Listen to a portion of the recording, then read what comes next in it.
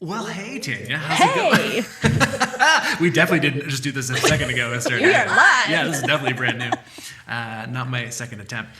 We are in a boardroom here at the Atlantic District headquarters of the Wesleyan Church, and we are literally across from each other, even though I'm interacting right now with the screen here by Zoom, because we're pretty low tech. I don't have there's no budget. So this is just a great way of recording us speaking, and we have microphones here we're speaking I into. respect that. But we're also, because we happen to be in the same area code and zip code or postal code, for the time being, we figured we'd hop in and chat. So excited to have you. The reason that we're having this conversation is manifold, but what kind of sparked it off is I wrote a blog article review of this book here, The Making of Biblical Womanhood by Beth Allison Barr. The subline, How the Subjugation of Women Became Gospel Truth. A wonderful book, very insightful, very interesting, and really kind of stirring, and kind of a trifecta of a lot of different books that kind of came out recently, which has kind of been looking at this idea of patriarchy and how it's kind of infected and bled into a bunch of different areas inside and outside the church.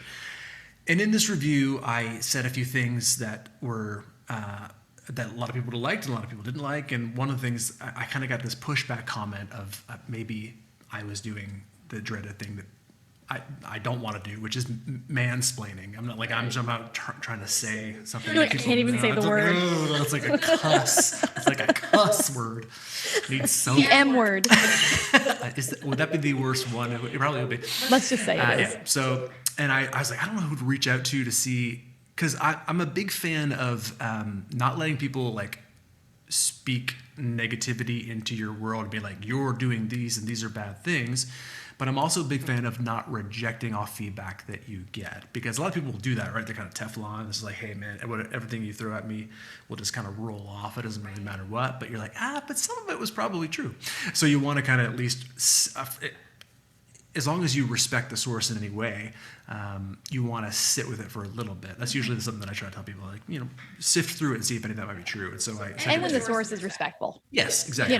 Yeah. And this person, I don't think was overly, they weren't rude. I didn't know them at all. So, but I was like, I'm just gonna let you read through it. And you were kind, and you gave me some things to think about, and also some things that were quite encouraging. And I was like, well, since we're at it, what else have you got? And you were like, well, in my, I don't know if you use the word dissertation or thesis or my master's level research, here's what I found, yada, yada, yada. And I was like, just tell me more about this. And so you sent me your research, and I took a look at it, and that's kind of really what sparked this conversation. So probably the first thing that would be helpful would be for you to unpack a little bit, kind of in either in minute or in large, what your research was and kind of what you found in that research. Yeah, sure. So I had to do a research topic in the area of organizational leadership, and I, could do anything really. And the professor was like, well, you need to be connected to something close to you in order to research it. I'm like, well, the church, because I work with the church for the church, and that's why I exist. So let's do something with that. So started working through a couple different things, and I started to realize there's been no research done on women in leadership in the Wesleyan Church, specifically in leadership positions of senior pastoral ministry in established churches. So the difference between established and a non-established church would be an established church, the church can pay the person, they can get a salary, like they actually have a job, and their job is to be a senior pastor. So I'm like, oh, that's something that I could do. And then I'd been talking a lot and actually writing a lot of papers for my master's degree on the glass ceiling, which is something we'll probably unpack in a second here. So those kind of came together in this perfect formation. I did some research and found that there were no other studies done in the North American Wesleyan Church. And in fact, we had such a small group of people to pick from who are senior pastors, who are women in the Wesleyan Church in North America, that we had to use both Canada and the US, because we had to have enough people to ask, right, in order to get that. So that's kind of how it came to be. So that's what my research was on. And the question really was, like, how can we help women break the glass ceiling in the Wesleyan Church and become senior pastors if God's called them to do that? So that was the main focus of the research. Yeah, right. So that's great. So we're going to want to have two things probably. One, we're going to want to find out kind of what your research discovered, what you found out, but then also you referenced to the glass ceiling. So maybe we'll start with like, what is the definition in your own words of this glass ceiling? Yeah. So the glass ceiling effect is whenever any person really, but in most situations, it's people of minority or women who are trying to progress in their leadership, and they keep hitting this invisible ceiling. They cannot progress any farther than that. And it could be because of assumptions people make about them, or the opportunities are just not there because of their gender, or maybe because of their background or whatever.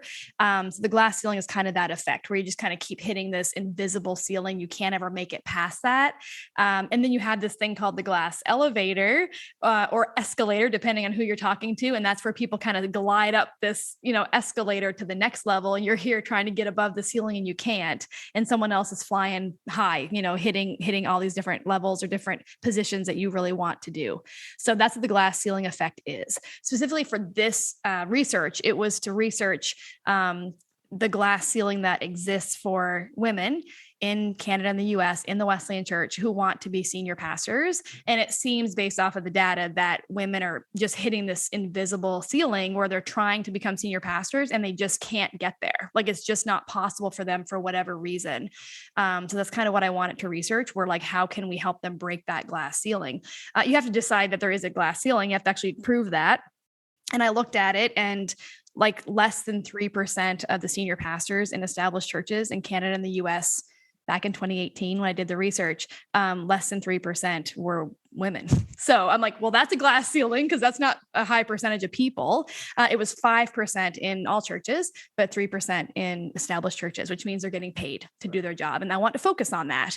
And I specifically left out people who were co-pastoring because I couldn't prove that they didn't become a pastor of a church as a co-pastor because of their spouse. I want to make sure it was a very specific research where I was able to say, qualitatively, this is exactly what happened. This is a female trying to get a job as a senior pastor in the Wesleyan Church. I didn't want to tie anything else to that. So I kept that focus for the research. So that's kind of where I went, and we can dive into whatever area you want to dive into for my studies and what I found. Right.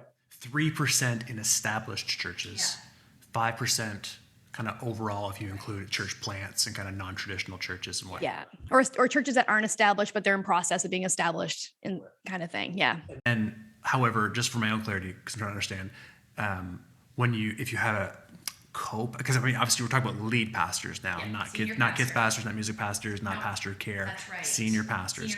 But you kind of have this distinction for people who are co-pastoring. So like, are there a large number of churches that have essentially two lead pastors who happen to be married to each other? Is that the scenario you're talking about? Yeah, there were just a few, but I removed those from the study because it was kind of messing up my data because I couldn't say, well, the female got the position because of her husband or didn't because of her husband. If her husband wasn't there, would she have gotten the position? I don't know. Like I couldn't prove that. So we did remove any co-pastors. A lot of times in co-pastor situations, one of them would be a senior pastor. The other one would be associate pastor.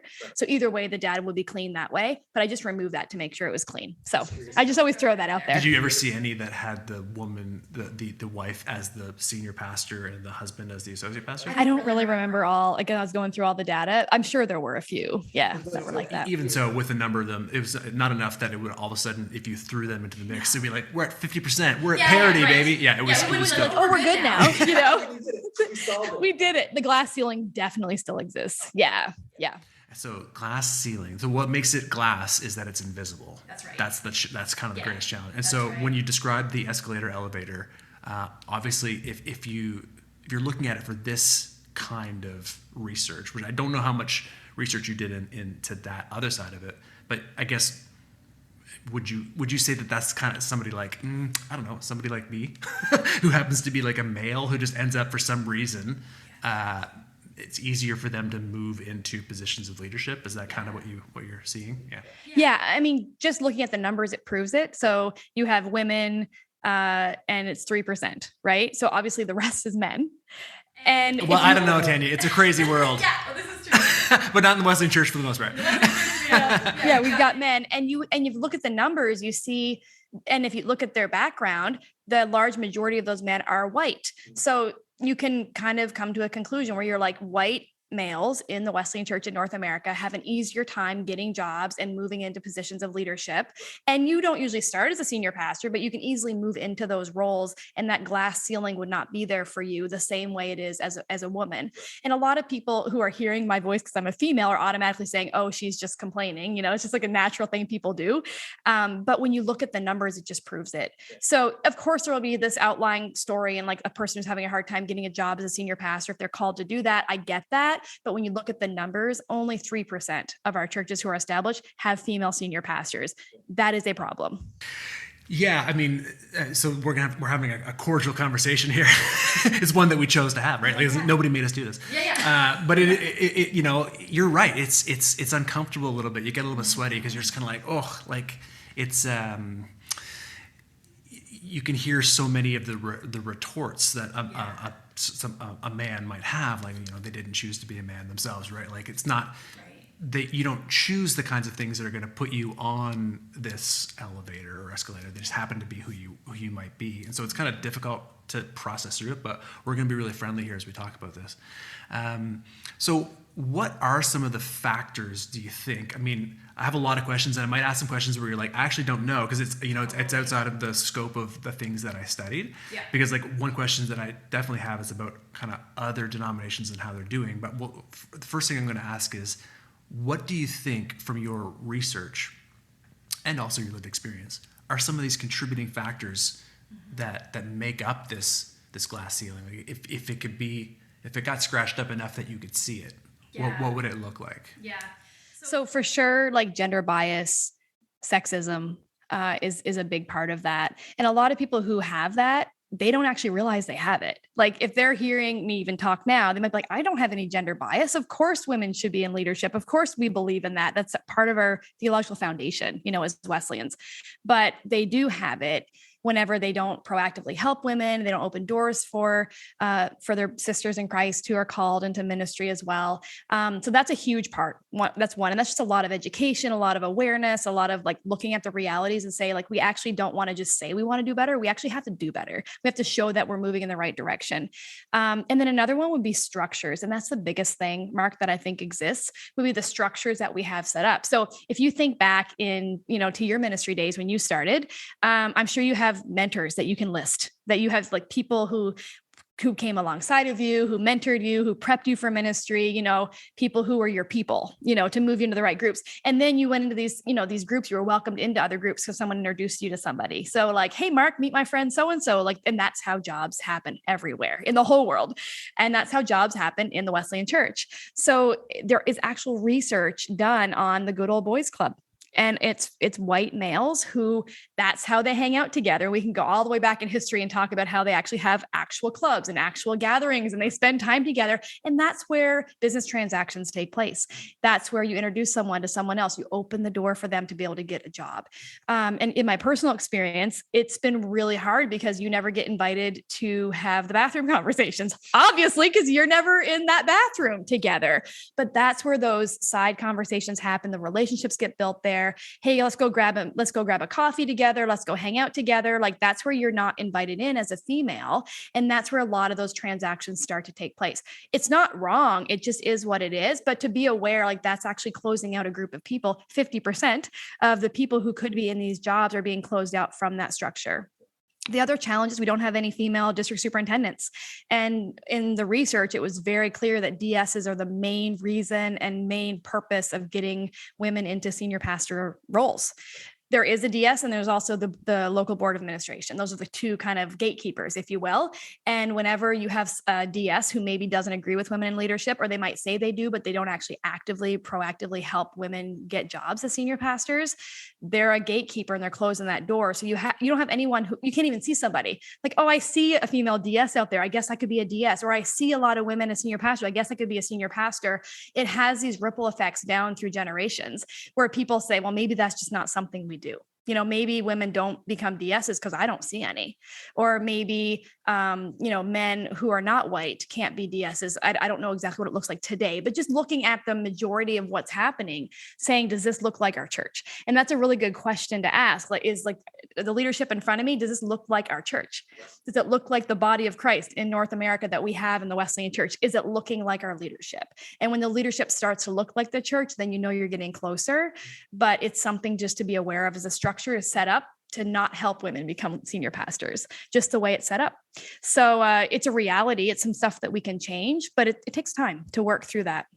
That's huge. The idea that you're just going to, first of all, speaking of kind of like this thing in your belly that gives you a little bit of revulsion, just like the way that you described the kind of almost like the business-like transactions of what it is to move into, like that's half, it's got to be half true, right? Like we know that there's some truth to it, but we also know but no, it's spiritual, and it's not the same as networking to get a better job at your local bank, right? Like there are both similarities and dissimilarities in the process, but I totally hear what you're saying, which is that you build relationships with people, you see people in like positive light because of often not necessarily the ministry that they're doing, but the kinds of relationships and the kind of experiences you've had with them. And if you don't have as many opportunities, partially because of how our church is, you might even argue wisely set up, which is that we're not encouraging men and women to like in small clusters to like, there's all to spend significant off-grid time together. We're not going to room together at the hotel when we go to the conference. That's kind of what I'm trying to get at, right? Like, and that's kind of where those deep opportunities really happen to make connection points. So there's no easy remedy for that. You can, what would you say? You can kind of correct for it. You can kind of mix.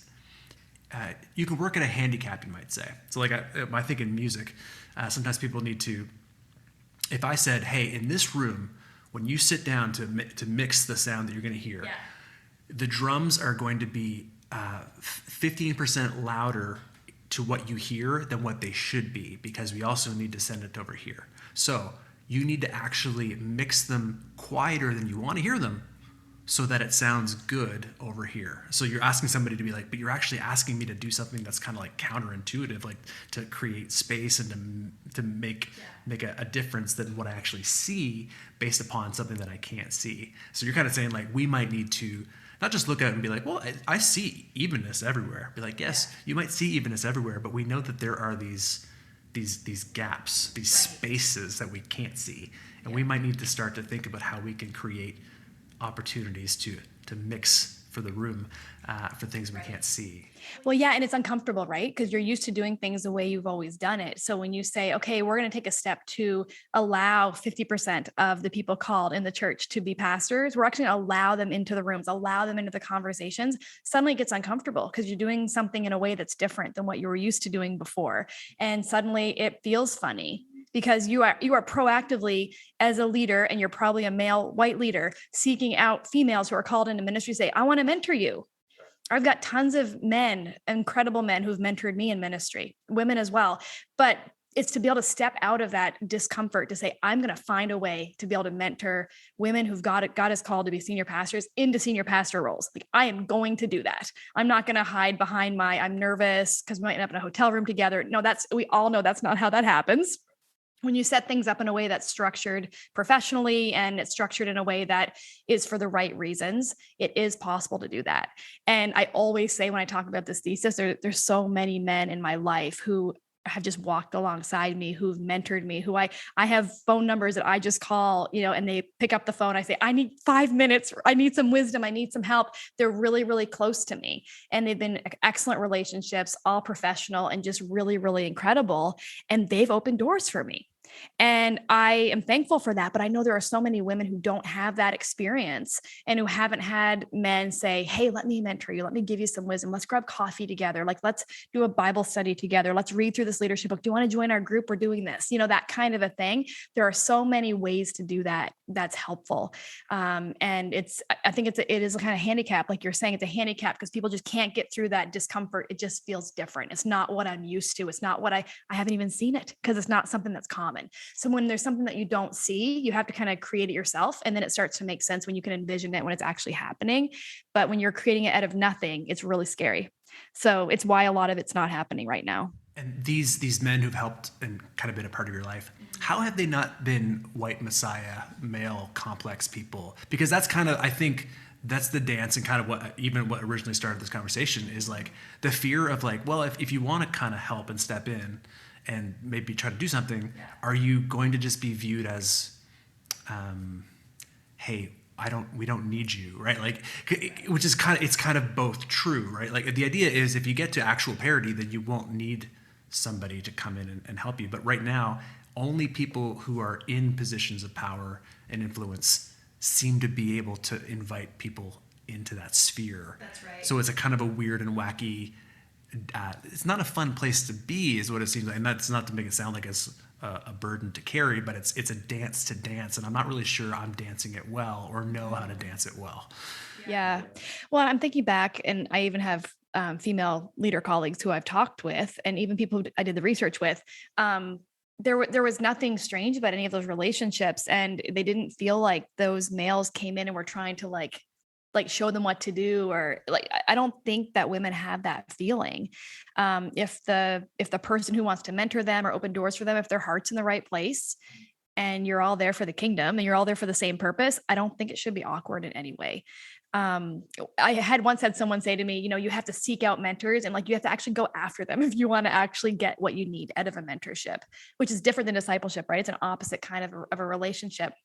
With discipleship, you go to someone and say, hi, I'd like to disciple you, or I see like that you're moving forward in your relationship with God. I want to help you with that. With mentoring, it's completely the opposite. It's like, you're like, no, that's the person I want to either be like, or I want to get a skill from them that they're really good in that area. I'm going to go after them. And I've had to do that, both males and females. And I'm just like, knock, knock, knock. Hi, can I get 30 minutes of your time? I have 30,000 questions to ask you. I need help with this.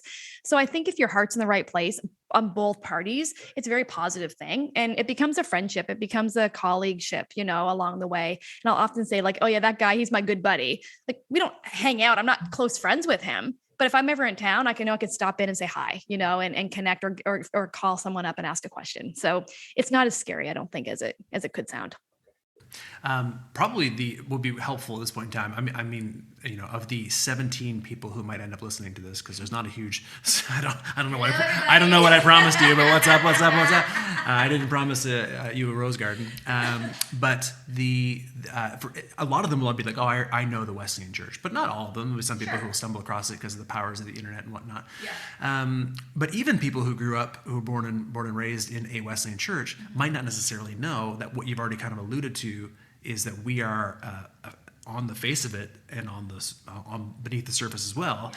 We're maybe more beneath the surface than on the face of it is actually probably the problem. Is and that we're an egalitarian church, and so that's actually part of the research with this book. This book of Barr's is that it's her thesis essentially is complementarianism, which is kind of this word that is currently being thrown around in terms of people who view men and women as definitely together and equal in terms of their value. They're ontologically equal, but separate in terms of their function. So they're kind of formally subordinate to one another. So male headship, female headship. Complementarianism, she argues, is patriarchy. Right. It's not actually a distinct thing. It just happens to be a baptized version of patriarchy, and that. She does some really good work in pointing out how it's kind of always been embedded in the church, but that it wasn't born from the church. It was actually something that pre-existed the church. So I think that's fascinating and interesting, and I agree with the majority of what she says. But the point is that that's not our story as the Wesleyan Church, born out of Methodism and born out of a bunch of other kind of strands that all got thrown together. We are like really on paper super duper egalitarian. There are people who will be born and raised or have spent a long time in our churches who, like you said, they would look and they would go, oh, well, I'm not even really sure what a woman can be a lead pastor. Is that actually allowable? Well, according to our doctrine, 100%, no problems whatsoever. They could be the Pope. In fact, we encourages it. Yeah, exactly. And we had a former general superintendent who I know you know quite well, Joanne Lyon, who was the leader of I don't know if I actually get kind of lost in the political versions of how the the general conferences that are not the North American Conference were. But in any case, she was real high up in the church. So we're all in favor of it. And yet, there are probably people who are in leadership who, just like you can be a member of the church and not necessarily ascribe to all of the actual principles of the church. And so there's probably people within our church who don't actually think that's such a good thing. Would that be maybe something that you agree with or that you think is true? Well, I wouldn't even agree with if the data proves it. Like whenever I did the research with the senior pastors who are females, it was clear that the ones who actually became senior pastors, a huge percentage of them became it because the local board of administration wanted them to be senior pastors. Like they felt like there was not a problem with a woman being a senior pastor. Therefore, their resume was moved forward, and how many churches have, a stack of resumes that show up, they look through them and they go, oh, there's no one here. Well, but did they put the females aside? And when you say it that harshly, it sounds terrible, but does it happen? I think it must happen because I know that 50% of our congregation members who are called are not serving because it would not be 3% if that's the case. So I think it is a challenge in the church. There's an education thing there. I mean, teaching about the theology of the Wesleyan Church. Who are we? Like, what did we come out of? Also going through scripture. When's the last time you heard a sermon about all the scripture of the female leaders in the Bible? Like, it's been a while since I've heard that. I think I preached the last one actually at a small group. Yeah. I did. I shared this with one church and I walked through all the women of the Bible who were leaders and who led men, and I had someone come up to me after and say, I've never heard this in my life, like it's stuff we just don't talk about. And it's something that we need to talk about. And I'm even so intense on this that I think our ordained clergy, whenever they answer their annual service report, as you answer every year, and I do as well, there should be a question in there. Like, do you believe that women can be in leadership, even up to senior pastors and DSs and, general superintendents in our church? Do you proactively support that and open doors for that to happen? And if they say no, I think their credentials should be pulled because it's not a part of our theology. It's not a part of who we are as a denomination. And to me, that's a problem. So when you start kind of allowing a lot of this complementarianism to come in and people to become leaders on the boards, and then they're the ones making the decisions on who gets the job, you can just kind of see how that will filter down. Not saying those are not good people. There's just an education piece there and kind of a discipleship piece that needs to kind of happen in the local church. So the local church is a huge part of that. DS is open doors, local churches open doors. Those are two of the scenarios that need to change for women. And then the other thing I noticed in my research is that people who are senior pastors who are women, the 3%, the average age was 51. And the education was extremely high. I know we went back and forth on this, like master's degrees, multiple advanced degrees, like that's crazy. Am I going to have to tell my children, like, well, if you want to be a senior pastor and you're a female, then you need to get like multiple degrees, you need to be old, and then maybe it'll happen for you, but you have a 3% chance. Right. To me, that's just not fair to our daughters and to our grandkids who are being called into ministry. And it's a deep spiritual question that we need to ask the church because it's so easy to celebrate a calling, if you will. So the calling's great, celebrate that female, like moving forward. But I always say, like, if your daughter were called, but you knew there's a 3% chance based off of the data that she will get a job in the thing that she's called to do, would you support that? That's tough. Yeah, hard to write that check for sure. It's just tough. Yeah. I mean, I want to ask about schools and ordination, but before I want to caveat or maybe nuance that conversation, because you're right, we kind of went back and forth on this education thing because I'm conflicted because we're kind of a low church model, the Wesleyan Church. I don't know what we want to say. That's not supposed to be a slam. It's just supposed to say that, like, for example, it wouldn't. Most of our Baptist compatriots who live nearby here, if they're going to be a lead pastor, whether they happen to be male or female, although most of them wouldn't be able to be female. There's some Arminian and Baptists around here. Yeah. Regardless, they would take a seminary degree, right? They would go and after their BA, they would take 3 years or whatever at a divinity school. Or they could not be ordained. Yeah, it would not happen. Yeah. That's not the case for us, right? So we know that we have like high functioning, high leading people who I would think are skilled and very intelligent, but have not necessarily taken the tack of going through formal education to be in that place. It's just been the school of hard knocks that's got them to that. So you're right to say that it's interesting how if a woman then pursues higher education in a formal way, it seems to give them a leg up. and that's helpful for them. And then, but we say it's unfair because the man is new. And I want to say, I wish that the goal wasn't to beat the education down. I was like, hey, maybe we should all be looking at how we can refine ourselves and whatnot. But that being said, you have spent your fair share of time. I know that you've done some recruitment for schools before, and I've spent my fair share of time kicking around campus with, well, I just like going down for chapel because it's always nice to have worship. Yes. Yeah. But when I look around, I'm not doing formal polls, but I'm like, I feel like there's a lot of women here. You know what I mean? So are schools churning out parity, or are they churning out, do you think, even more females than males from their schools? Yeah. So I didn't research the exact numbers of that, but going around to our schools, I know that it's very close to 50-50. And if you look in the business world, there are studies on that showing that women who are moving into like advanced degrees, they're actually higher than the men percentage wise. So if you look across the board of people in education in North America, the higher number is women. But even in the CEO suites in the Fortune 500 companies, they are not there. So there's a glass ceiling across the board, not just in the church, but they also don't have a theological framework that says we believe women, should be. So that's another challenge as well. But I think there are many women going through our schools. I think there are many women who have a calling. They have it affirmed by their church. They are sent by their church to go to school. They go to school to become a pastor or to go into ministry, and then they don't find a job. And you and I could both list dozens of people that we know just off our hands here who have done that. Then of people who are male and people who have a calling and it is affirmed by the church, all the same thing, right? All important. They go to school, they become trained for ministry, and they have a job before they graduate. And it's the numbers that are the issue. It's not, I'm not saying each situation, there's a variance for sure. But when you look at the numbers, the percentage, that's where it's wrong. So there's something happening there between that. I'm graduating, I have some experience. Now I can't even get a job. Okay, I guess I'll go do something else.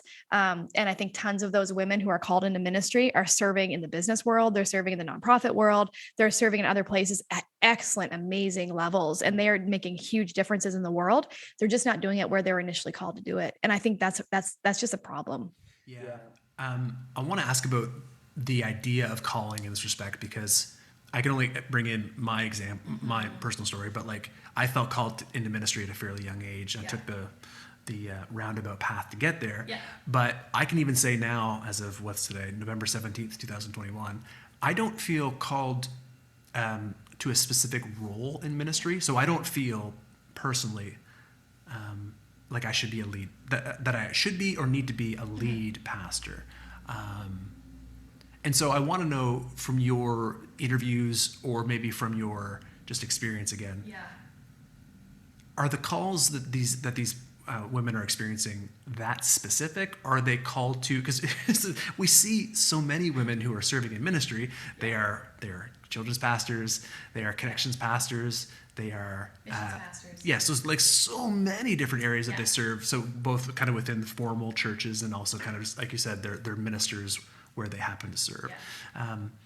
But talk to me about the distinction between being the lead pastor, senior pastor, head pastor, if your church is small, the pastor, versus these other kind of functional roles within the church. Yeah. So you will see a lot of women who are serving in, especially staff churches where there's staff pastors, on staff in different roles. But they obviously are having trouble moving into senior pastoral roles because, again, the numbers prove that they're not able to. The challenge again would be the mentorship. So they would come into these roles, but they might sense, I'd like to be a senior pastor. But if that's not an option in their local church or in their local district, I mean, what else do you do? Like if you don't see anyone serving that way, if there's no openings, if there's a glass ceiling there that you're experiencing, you just hang out in the world that you're in. And one of the reasons I want to study senior pastor roles is because I feel like humans, if they are educated and gifted and called by God to serve in the church, and if they're called to serve in a specific type of a role in North America, they should be able to be paid for the work that they do. And I know that's not the case in every country, and I totally respect that and get that. But in North America, that's how it works. And I just continue to hear stories of women who are called, gifted, trained, just like their male counterparts, but they can't get a paid position in ministry, or they might get a little stipend, or they might get mileage to drive somewhere, or they might get an internship that they get a free coffee every day, or something like that. Or maybe they're just a volunteer with, a few benefits where they can, jump into the staff type thing. I want to study senior pastors because in most cases, senior pastors get paid. That's why I didn't study church planting, because church planting, you raise your own support. And I wanted to say, where are people putting their money? Like, because the money is where their heart is. Where are they putting their money? And are women getting any of that money? And 3% of them are. So that's why I focus on that specific level. Those other levels would be such a fun study to do, right? Like to say, of these women, how many want to do senior pastor roles, or do they even know that they could be a senior pastor? Should they be gifted to that? Do they even know if they have the giftings to do that? Is that conversation even something that's a discussion point in their team or in their relationship with their supervisor or in that district or in their denomination? I don't know the answers to that. But I know the numbers are saying that at least they're not walking in that direction and getting those jobs. And I also hear, on the other hand, that we're having a hard time finding pastors all the time. Yeah. We can't find anyone. We can't find anyone to pastor our church. This church can't get a pastor. Like, we have no resumes coming in. I don't really think that's true, because I know that 50% of our people who are called into ministry, well, maybe not 50%, because 3% of them are serving. So 47% of our women who are called are not working in that role. So they have to be out there. I just don't know what's happened to them. Yeah. That's, what's your sense? Yeah. I mean, it's tough to know. If it's a glass ceiling, it means that they're hitting it because they're either trying to climb or being pulled moving up towards it. Yeah. And so I do want to know, one of the arguments that people who shall remain nameless make about not necessarily the Fortune 500 companies, but a lot of arguments you hear about tech companies. Hey, we're not seeing a lot of females representing big tech. And one of the arguments that people end up making is females are less interested in this kind of work than males are, statistically speaking, and they use data, right? Again, there's numbers. They survey, they look at, and they say it just looks like they're just not as interested in it. And then we all know that statistics don't speak to the outliers, so there could be incredibly high end people who are crushing it in that. But if you have a few of those, all that doesn't necessarily mean that, yes, 50% of females will actually, or 50% of the people who are interested in data analysis will in fact have the chromosomes of a female, right? There's just no way of knowing that for sure. Yeah. So one does wonder, is the way that God works that he's looking down and he's going, I've got to make sure I get 50% of the people who are called into ministry. I mean, 100% of us are called into ministry is kind of the bottom line, and we're all just kind of walking through and figuring out what that looks like. Yeah. But this will sound like I'm trying to downplay it. I'm really genuinely not. Yeah. I am just trying to figure out how we can best know the kind of people who really are called in that direction, so that we can know how many are smacking their head against this thing, rather than trying to, because sometimes what we end up doing is we try to elevate people who, because, we see these opportunities, it looks like it's going to work out, and maybe you could be our poster child, or maybe you could be somebody who could break through and be like, I didn't ask to be anybody's poster child, right? This might not be for me. And so we want to know both how we can avoid stifling what God's doing, but also how we can avoid trying to go ahead of him and push people into positions that they're not called to be. What are other denominations? This is a question that I don't know how you're feeling, what kind of data you have on this, but you would think, I looked it up because I'm terrible at remembering names and dates, whatever, but Luther Lee, who was a Wesleyan Methodist, right? He preached the first ordination service of a first female that was ordained in North America in the 19th century. And the Wesleyan Methodist Church was the second denomination to ordain. So we should be on the leading edge of this. It's kind of how you would think. Right. Although sometimes the first person to get to the moon doesn't go back to the moon for a long time. Sometimes. Or ever. So we can see analogs and how this works. But we digress. But I do wonder, some of we look at, I think probably the Anglican Church around in Canada, it seems to have a lot of females that are ordained. I don't really know where else we're seeing denominations that are really doing well with this, whether you want to call it a problem or with this opportunity. I'm not sure how you want to frame it, but what are you seeing there? So I didn't study that, so I don't really have an answer for that. But I do know from my research portion, like of what is happening around the world in multiple countries, I did study multiple, like PhD studies that were peer reviewed that talked about religious groups and women having a hard time moving forward. So there were proof of glass ceilings across the board, across the world, across cultures of women having trouble moving forward. But I don't know the numbers like for North America, what our counterparts look like. Are we just saying what we hear? Because the Wesleyan Church, we talk a lot about it. Like we support women in leadership. We love women going into ministry, but we don't have that in our numbers. So we actually can't prove it in our actions. Do they? I don't know. Like, I'm not sure how much would be branding or marketing or what we're kind of seeing. But again, another great research for someone else to do. If anyone who's listening, or part 2 or part 3. Yeah, there's some really fun directions you could take this in so many different ways, especially if you did it like more of a PhD level research. And I'm sure we have a lot of PhD level candidates who are going to listen to this awesome podcast, Mark, who would love to make this their research. Do you drop it on social media? I'm sure it'll be seen by your teeming masses of followers. I don't know. I mean, that's actually great. Like, is there any further research that you're thinking about doing, or are you in conversations with other people who are doing further research on this? Yeah. So there are some other researchers that are working on different portions of this. It's different. I talked to someone who's doing kind of a not full research, but kind of it's on the side research on like women and maternity leaves and how to care for women in ministry. There's some other people doing research on women as senior pastors and, what the perception is and stuff like that. But I always have all these, like, I didn't get into this on purpose. I just was like, well, what should I study? And this is where I landed. I got multiple senior pastor job offers from this research, which is hilarious. I'm like, I'm sorry, I'm not even called to do that, but okay, I guess that's funny. Someone's talking out about it. But yeah, there's a lot of different ways I could go. I'm definitely very interested in studying it more. And I think the fact that I'm a female in ministry, it makes it important for me, to support my friends who I know are having trouble, moving forward. But yeah, it just kind of happened. It really just happened. And I just landed in this conversation, which I'm enjoying.